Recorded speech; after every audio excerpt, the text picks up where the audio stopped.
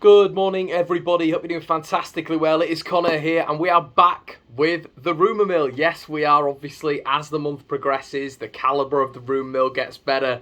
We have an intro somewhere, but I'm sure you guys appreciate that if this is going to be a daily thing, it needs to be out as quickly as possible. So you guys can get your Leeds United news as soon as you wake up, or as soon as you go to sleep, or on your lunch break, whenever you tune in to your One Leeds content. I know there's a lot of you around the world. So we're fresh-faced after a Leeds United victory yesterday, only the fourth of the season, but a critical one in the pursuit of survival. 3-1 to Leeds United, and Burnley weren't able to get a result, compete.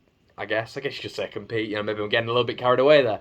But I think what the ultimate aim of all this is, guys, when we're talking on the Rumour Mill here, the big thing is to not let a result completely detract you away from the business that Leeds United to get done in this window. As we saw with Tyler Roberts yesterday, it can only take an injury. It can only take a moment, a second, for something to go wrong in terms of Leeds United's, a strong Leeds United 11, which can put us in the dumps again. So I think exploring all the avenues of transfers, touching on who we think, positionally what we think Leeds should be doing, positionally what we are aware Leeds are doing, and if there are realistic transfer rumours out there. And I'm going to try bring to you on a daily basis, if I can, the rumours that are going on in the world of Leeds United. So we saw a real link the other day, buzz off the Leeds United network. And when I say buzz off the Leeds United network, everybody was absolutely over the moon with this one.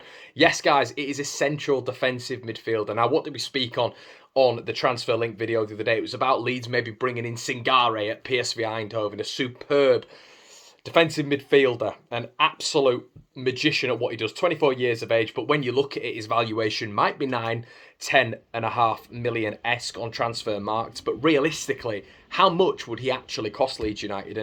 And you would hazard a guess that it would be a damn sight more than 9 to 10 million. But I thought to myself, maybe that is dependent on Leeds United's ambition in this window. If they feel that a defensive midfielder is indeed completely necessary at the highest level. Now, what I am completely understanding of is money might be a little bit tight around the Leeds United network at the minute. I completely understand that. The club have outlaid a lot of money within the past 2 years, 150 million and upwards. So Leeds have got to be a little bit careful with the pennies. They've got to be a little bit careful with who they go for. Is there a long-term project there? Will the manager see them as part of the plans if we do stick with the same manager? If Bielsa is around in a year's time, will he be able to fit into the next man's plans perfectly well? And these are all questions that director of recruitment Victor Orta has to take into account. But today, Boubacar Kamara is a name that I want to bring to you guys. Now, Boubacar Kamara is out of contract at Marseille. He's been in the Bielsa setup as well before, which is another link ticked. I believe he was in Marseille's youth squad when Bielsa was there. He's featured heavily for them this season, 15 appearances already. And he's trying to push Marseille to another Champions League campaign. So his calibre is through the roof. He's definitely someone who could fit in at Leeds United. And aside from wages, it looks like Leeds United might be able to get this deal done for a very good price. As I say, out of contract in the summer, but you would expect maybe there are a whole host of suitors in the summer.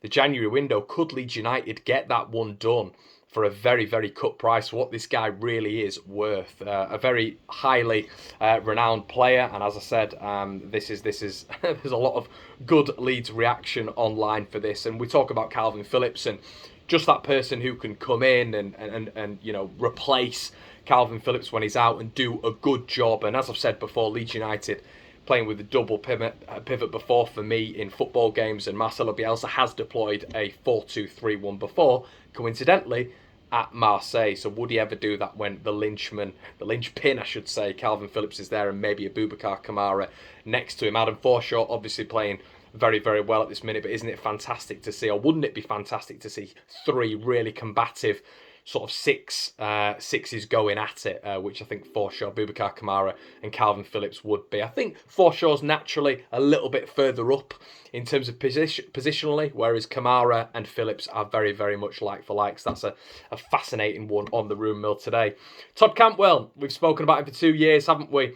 But interestingly enough, guys, Todd Cantwell looks like he will be leaving leaving Norwich City this month. Apparently Dean Smith, according to the Mail and the Mirror, has said that he is willing to let Todd Cantwell go. We've not seen him feature heavily even when the ex-Aston Villa gaffer has come in to take over at Norwich. Whether or not Todd Cantwell is wanting to leave Norwich, and that is a reason he's not been featuring, he's not 100% committed to the cause.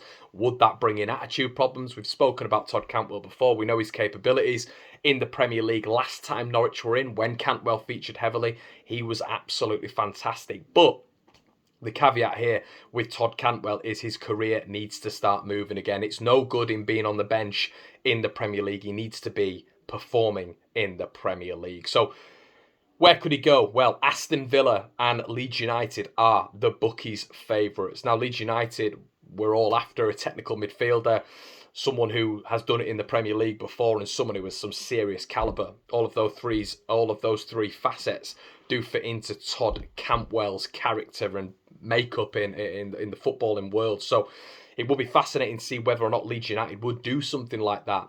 Once again, the king of caveats is going to come in with a big old caveat. It's going to be the price, isn't it? Now, how much are Norwich going to be asking for Todd Cantwell? We know Norwich are a self-sustaining club. They've got a self-sustaining model from Delia Smith down to Stuart Webber and the whole spider web of the Norwich makeup.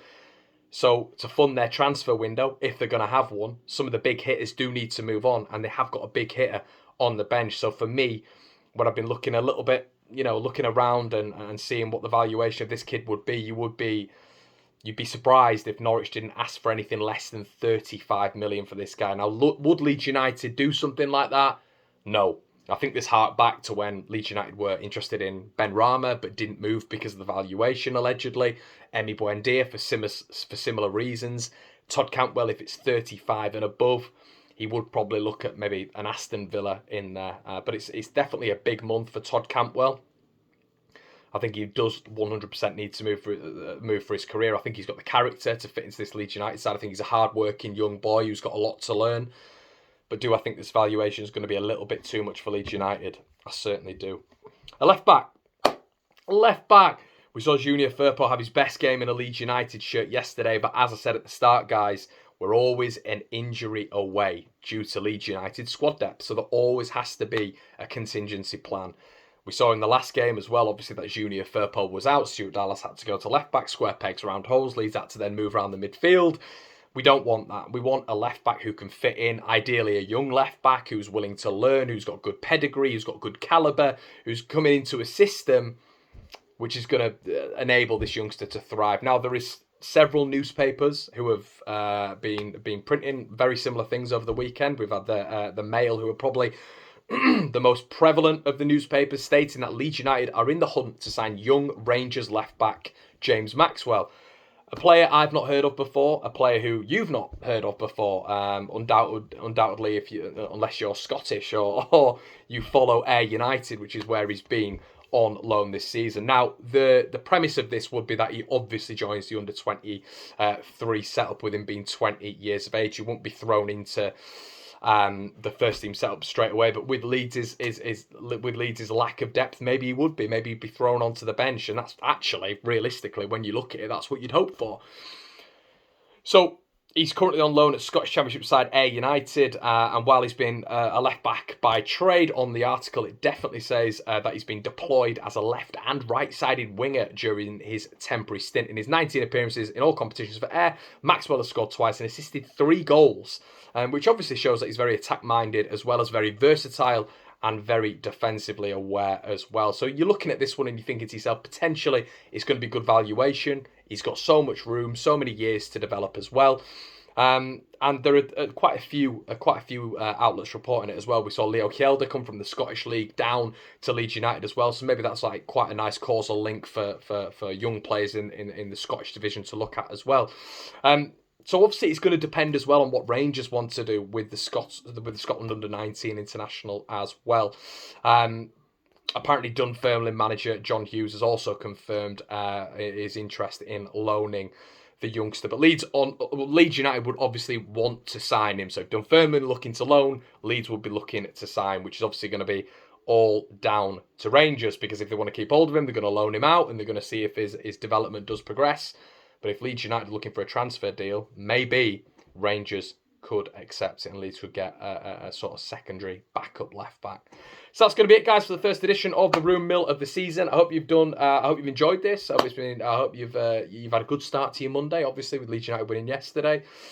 Our next game on the 16th is a trip to West Ham. Hopefully, we'll be back tomorrow with another Rumour Mill. I'm going to do it when I hear bits and bats, guys. I'm not just going to shove loads of rumours down your throat that I don't feel would ever come to fruition. Todd Cantwell, maybe there's likelihood there. He wants to leave. The valuation it would be a stickling point. Obviously, the young boy Maxwell looks very, very realistic as well. There, you know, when you look at rumours like that. So yeah, keep an eye on that one. Boubacar Kamara as well, out of contract, could be a realistic scenario there. Obviously, an Ex-Bielsa player. Let me know what you think in the comment section below. If you enjoy the Rumour Mill, hit a like on it, and then I will do more if I see lots of likes. Comment in the section below, and I'll see you in a bit. Cheers.